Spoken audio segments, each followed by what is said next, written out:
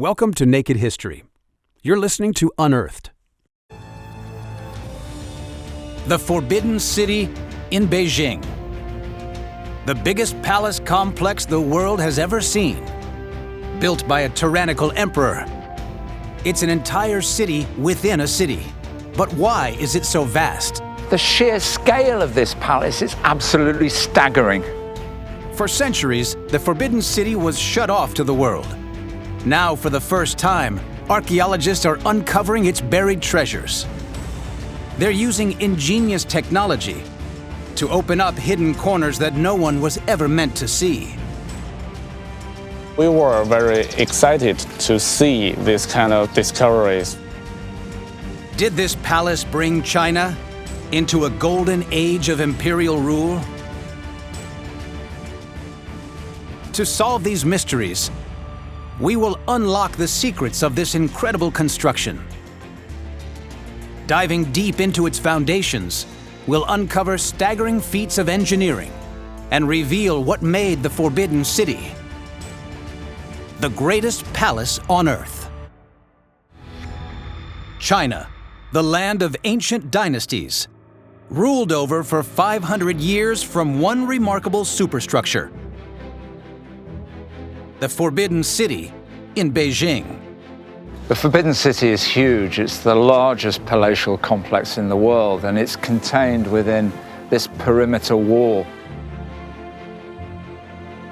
This mega palace is the size of 135 football fields.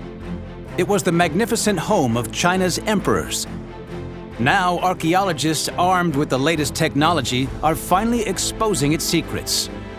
They're discovering the incredible story of the Forbidden City's construction and unveiling one of the most mysterious places on the planet. Locked away from the eyes of the world, behind 30-foot-high walls, stands an immense complex of 900 buildings. At the center are 3 grand halls, the ceremonial heart of the city. Each one is an architectural masterpiece. Deeper into the heart of the city lies the exclusive inner court, the home of the emperor. This vast palatial compound sprawls over 180 acres, making it the largest ever constructed. Why did China's emperors need such a huge and impenetrable residence? Did it help them hold on to power? Historian William Lindsay thinks the first clue lies with the man who built it, one of China's greatest and most notorious rulers, an emperor called Yongle of the Ming Dynasty. Yongle started construction on the Forbidden City in 1407. He intended it to be the control center of his new imperial capital, Beijing. It took 14 years to complete. I think the scale and beauty of Yongle's palace reflects his confidence in his own reign. He was really ambitious. This sprawling site contains temples, workshops, and rooms for an army of servants. Everything needed to run an empire. It was strictly out of bounds to ordinary people. But William thinks that the city is more than just an extravagant royal dwelling. The Forbidden City isn't just a palace, it's also a fortress. Any attacker would face a series of walls. There would be the Beijing city wall, the moat, and the perimeter wall to overcome. 600 years ago, Beijing lay on the fringes of the empire. To the north was the Great Wall, and beyond it, a fierce people called the Mongols. These formidable warriors were China's sworn enemies. The Mongols ruled China for more than a century. Yongle's father was the man that ousted them, but even though they were fragmented, they still remained a threat.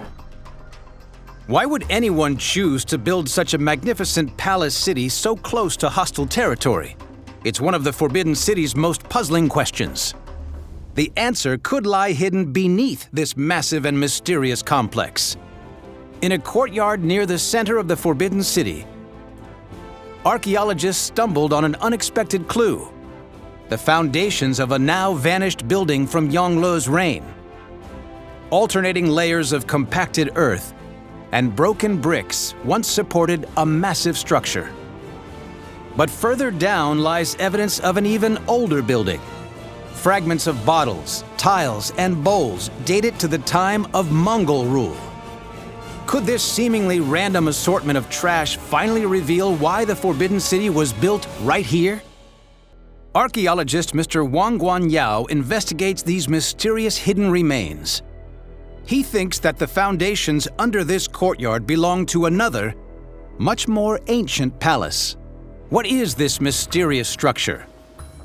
The first Mongol ruler to conquer China built a spectacular palace in Beijing. His name was Kublai Khan. According to legend, gold and silver covered his famous imperial home. Guanyao thinks that traces of it lie underneath this courtyard. Historians know very little about this older palace. Excavations in the Forbidden City are incredibly rare. But whenever they do take place, archaeologists discover that this site has an amazing hidden history. Investigators believe that most of the Mongol palace lay to the north of this complex. Today, a strange man-made hill stands where the heart of Kublai Khan's building should be. William thinks that Yongle built it to bury the heart of the Mongol palace. Beijing is a pan-flat city, but just beyond this perimeter wall of the Forbidden City lies a moat, 65 feet wide. And when they excavated that great trench, they had a huge amount of earth to dispose of. They put it right there, and in doing so, they created a hill that buried the former palace on this site, the palace of the Mongols, the palace of Kublai Khan. It was a clear and symbolic move. Yongle razed his enemy's palace to the ground and erected an even better one right on top. He was determined to end the Mongol threat, once and for all. As a young prince, Yongle cut his teeth in Beijing, fighting tirelessly against the northern invaders for years. On becoming ruler, he continued to lead his armies into battle. With his cavalry, he earned the nickname the Emperor on Horseback. Yongle designed the Forbidden City not just as a palace, but as a military headquarters. He saw attack as the best defense, striking deep into the heart of Mongol territory. He had a military plan, a dream, to wipe out the scourge of the Mongols forever. And this would be the perfect base for launching his northern military expeditions. The Forbidden City was the dream of a warrior emperor. But why did Yongle need such a colossal palace? Archaeologists hunt for clues beneath its courtyards. Discoveries are beginning to reveal why the Forbidden City is so big. Could the answer lie with Yongle's brutal rise to power? And how has this extraordinary palace managed to survive 500 years of deadly earthquakes? Yongle was ambitious. He was the emperor on horseback. He laid a foundation for the solidarity of the Ming Empire. But what could the sheer scale of the palace tell us about the man who built it? Did Yongle always intend the Forbidden City to be as large as it is today? Or did later dynasties simply expand on his vision? No one is entirely sure how much of what we see now is original. No blueprints for the Forbidden City exist. Could the colossal boundary walls provide a clue? Encircling the Forbidden City is one continuous perimeter wall, over 2 miles in length. 30 feet high, with a rock-solid earth core, it's clad with a triple layer of bricks. But underneath it all lies sophisticated engineering, a seamlessly integrated drainage channel, lined with stones, runs parallel to the entire length of the wall. So how did it work? Could this simple ditch be the key to revealing the Forbidden City's original size? Digging inside the Forbidden City itself is strictly controlled. Archaeologist Mr. Wu Wei hunts for answers just beyond its main walls. Today, he and his team investigate Dagaoxuan, Although outside the main perimeter, this mini palace is still considered part of the Forbidden City. Excavations like this are helping archaeologists to reconstruct the Forbidden City's original size. Wei and his team discovered the foundations here copy the ones underneath the main palace next door. Each trench reveals layers of compacted, rammed earth. The team uses this ancient technique to rebuild the Ming courtyard. A few inches of earth and lime are pounded down at a time. In the Ming period, a layer of broken bricks or pottery could then be rammed down on top to add strength. Most of the palace was built in this way. It creates rock-solid foundations to support huge buildings. But alongside this substructure, the team also discovers the drainage system. It too looks like a miniature version of its big brother next door. Beijing is almost completely flat. Archaeologists think the courtyards of both palaces bulge in the middle to get rid of rainwater. Wei investigates exactly how this works. Wei carefully pours out water onto the central path leading to Dagaoxuan's pavilion. It runs into ditches that drain away on each side. Archaeologists believe that the Forbidden City's water system works just like this, but on a massive scale. Concealed ditches under the perimeter wall channel rainwater into the vast moat that circles the city. It's all perfectly integrated and must have been conceived at the same time. It suggests that the city's immense size was indeed planned from the very start. But why did it matter to Yongle? What made him build on such a staggering scale? Historians think the answer lies in his brutal rise to power. In 1402, Yongle seized control of the empire in a bloody coup. He deposed his nephew and burnt the old imperial palace. Fearing reprisals, the new emperor moved the Chinese capital from the south to Beijing in the north. Here he was close to his armies. But he also needed to show that he was the rightful ruler. So he built a new palace, the biggest in history, to demonstrate his power. Right from the start, everything about the Forbidden City was like nothing ever seen before. A statement that Yongle was the most powerful person on Earth. And the fact that Yongle began by staking out the limits of this palace seems to me a clear signal that he was going to build this on an unprecedented scale. Things are about to change, and he's in charge. Historical accounts often portray Yongle as a ruthless and despotic leader. How did he use this new city to rule over his entire empire? And did the construction of this gigantic palace push the people of China too far? The Forbidden City. The astonishing creation of a ruler whose ambition knew no limits. 600 years ago, the Chinese Emperor Yongle built this secretive mega-palace. He wanted a grand residence to establish his new regime. How did Yongle use the Forbidden City to rule over a vast empire? Historian William Lindsay thinks clues lie within the buildings that housed the Dragon Throne. This imperial audience chamber was the biggest in the empire. This was the most important building in China from the moment Yongle built this imperial palace until the 1900s. Why? That's the place where many emperors ascended the throne and became the Son of Heaven. The emperor had several throne rooms. William thinks they were specifically designed to reinforce his power. Here, he surrounded himself with symbols of perfection to prove he was chosen by heaven.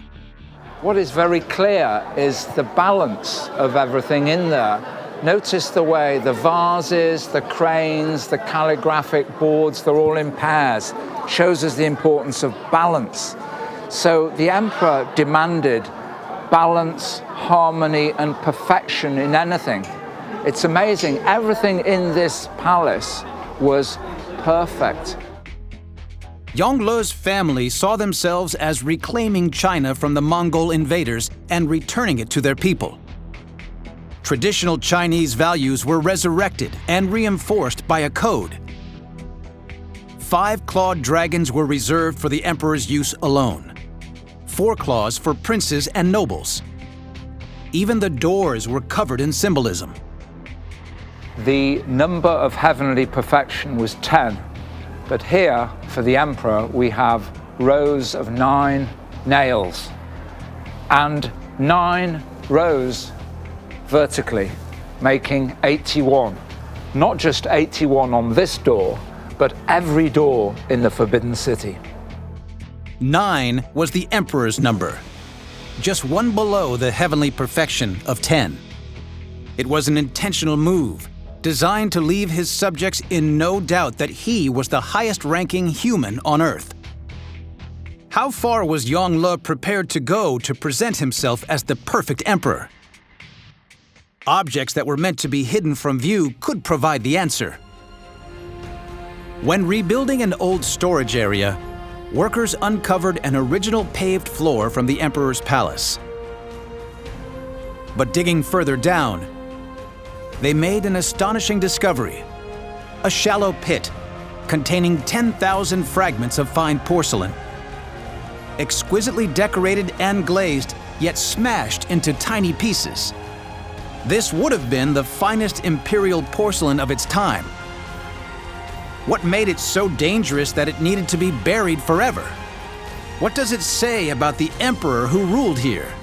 Today, workers pave over the pit as part of the Forbidden City's ongoing rebuilding work. Archaeologist Mr. Wang Guanyao investigates why this broken imperial porcelain appears to have been smashed intentionally. Although porcelain has been uncovered in other areas of the city, Guanyao thinks this find is very special. Investigators bring every single piece of broken imperial porcelain to the restoration workshop. Here, the team tries to figure out what it looked like and why it was smashed and buried. It's a supersized and super fragile jigsaw puzzle. Today, faultless examples of bowls like these could be worth millions of dollars. But to Guanyao, even broken bits and pieces are priceless. Why was this beautiful porcelain intentionally shattered and buried? Guanyao thinks each one has tiny flaws. Porcelain that was less than perfect could not be placed in front of the emperor, but it was still considered too good for ordinary people. The destruction seems like a colossal waste. To the new Ming dynasty, however, it was vital to their survival. Everything about this palace was designed to uphold centuries of tradition. It made the imperial family appear superior to the previous Mongol rulers, and cemented Yongle's image as a legitimate ruler. Huge ceremonies performed here did the same. The Forbidden City's outer court and vast open spaces were the stage for important rituals. On sacred days, the main courtyard would fill with the highest-ranking officials. When Yongle appeared, his subjects would all kowtow, knocking their heads on the floor 9 times, loud enough to be heard. These ceremonies reinforced the emperor's authority on a daily basis. He was seen as the guardian of the empire's values. All of those taking part would be greeted by the ranks of soldiers and a guard of honor going down the central axis, leading up the steps and into the hall. It must have been a fantastic sight, full of color, making those attending the ceremonies feel so proud to be part of this great empire. From precise rituals to exquisite porcelain, the Forbidden City was meant to reinforce the emperor's divine power. It turned his family into one of the most famous imperial houses of all time, the Ming dynasty. But how did Yongle build such an immense city in what was then a remote area on the very fringes of the empire? And how has it survived hundreds of years of natural disasters? Lifting up the Hall of Preserved Harmony reveals an array of massive stones. The emperor's audience chamber sits on a 26-foot marble base. Inside, 60 stone blocks reinforce packed earth foundations, strengthened by a lattice of stone beams.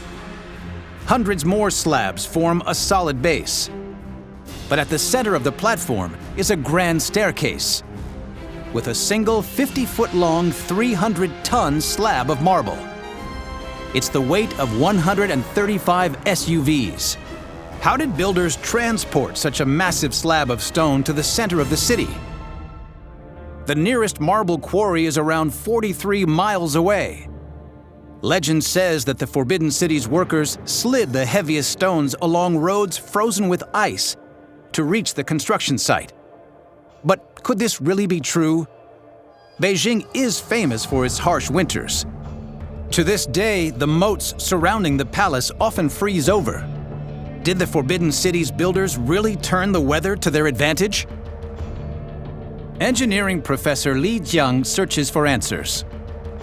I heard the story about the ice road when I was a kid, about 5 to 6 years old.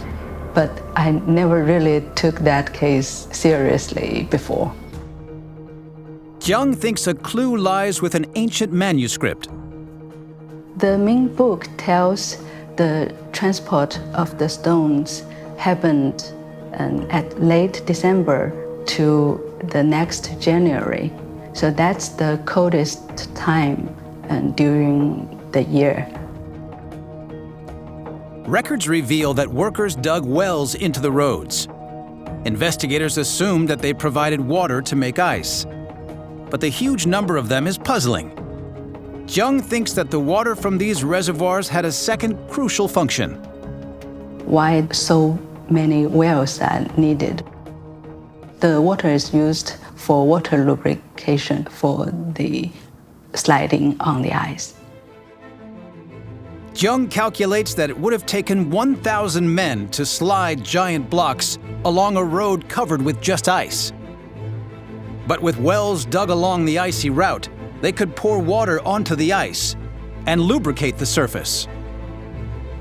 The thin film of lubricating water between the sled and ice reduced the friction and allowed the blocks to glide easily across the frozen pathway.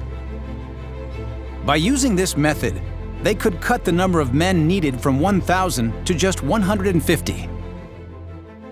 This ingenious technique allowed Young Le to transport huge quantities of raw materials across long distances. But getting them to the city was only half the job. Today, archaeologist Wu Wei uses innovative scanning technology to investigate the intricate carvings on these massive marble ramps. After hundreds of years, the patterns are beginning to fade. The scanner captures the entire block with extraordinary precision. Fine details that were once invisible to the naked eye suddenly become clear. This huge marble block is so perfect it may have been carved once in place, which presented Yongle with a new problem. Beijing was so remote it also had a shortage of manpower. So the emperor forced people from all over the country to work on this 14-year construction project.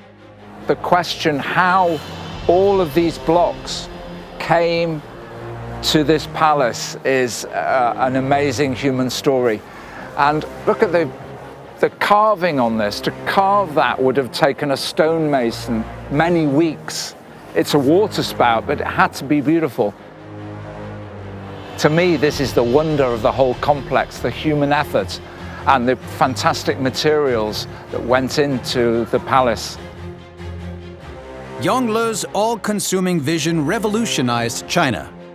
But his grand palace became a hugely unpopular scheme among his people. It's thought hundreds of thousands of them were forced to work on it.